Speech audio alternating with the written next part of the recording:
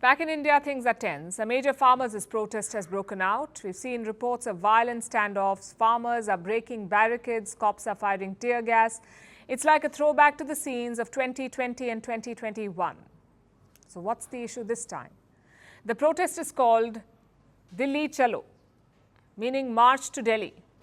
It's been a popular political slogan across Indian history. Now the farmers are using it.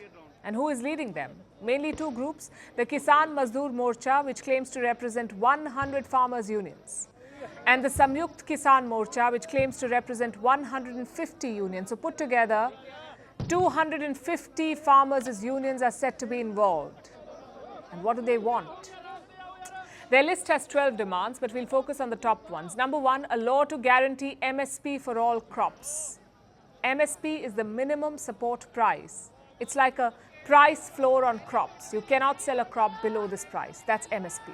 Number two, a full debt waiver for farmers. Number three, pension for all farmers. Number four, more compensation. They want 4 times the minimum price when their land is acquired. And number five, India should exit the World Trade Organization, also scrap all free trade deals. Now, these are big demands. And the MSP is the biggest of them all.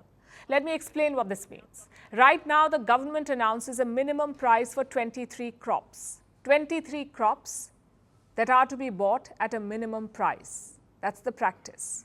But not all of them are. In fact, only 2 crops get the MSP. That's rice and wheat. The government buys rice and wheat at a minimum price from farmers. And the idea behind this is quite simple. Farmers should have a safety net. They cannot be left to the market's mercy. Hence the minimum support price. But this practice is not enshrined in law. It's like an executive action. And that's what the farmers want to change. They want MSP for all crops, not just wheat and rice. And they want it legalized. So the MSP will then apply to everyone, both private and government buyers.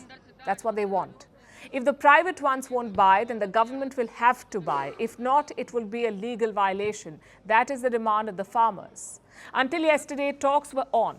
Farmers were speaking to Union Minister Piyush Goyal. But today the march began. Most of the action is at the Shambhu border. It's located between Punjab and Haryana. Now Haryana has sealed its borders. So have Rajasthan and the National Capital Region. Dozens of barricades have been set up. Container walls have been erected. The idea is to stop these farmers from reaching Delhi. Of course, the farmers pushed back, and what followed was a violent standoff. Police officers used drones to fire tear gas. Take a look.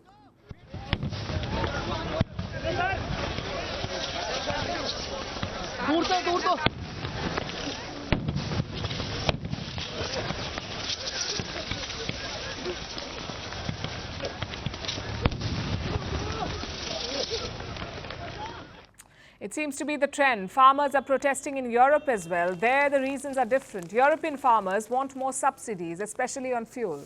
In India, this is the second major unrest in 4 years. The last one was in 2020 and 2021. Again, different reasons. India had introduced 3 farm laws to reform the market, but the farmers rejected those laws. They protested for almost 13 months near the Delhi border. Eventually, the government gave in.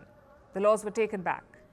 This time, it's about the legal MSP. Once again, the tractors and trucks are out, and they're heading full speed to the national capital. And the timing is key. India's general elections are slated for the month of May. And farmers are a key vote bank. They also have the power to influence other voters. It's an emotional connect. Farmers are seen as feeding 1.4 billion Indians. So opposing them is deeply unpopular. Which brings us to the big question, will the Indian government cave again? Let's look at what experts say. Many of them do not like the legal MSP. A couple of reasons for that. Number one, how will you impose it?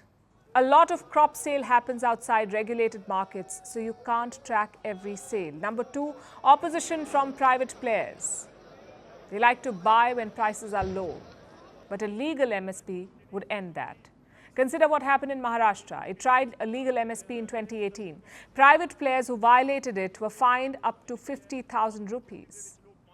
So you know what these traders did? They started boycotting the markets.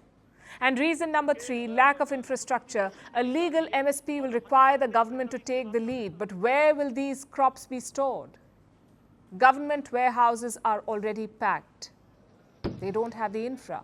Reason number 4, a big hole in the government's pocket. Legal MSP will reportedly cost 10 lakh crore rupees, which is why experts are wary. So what happens next? Hopefully more talks. Endless rallies and protests help no one. It's important for both sides to sit down and talk, to find a middle ground. At the same time, some red lines have to be drawn. You cannot keep holding the government hostage. Demands must be rooted in logic. If not, you set the wrong precedent. Let's hope good sense prevails this time.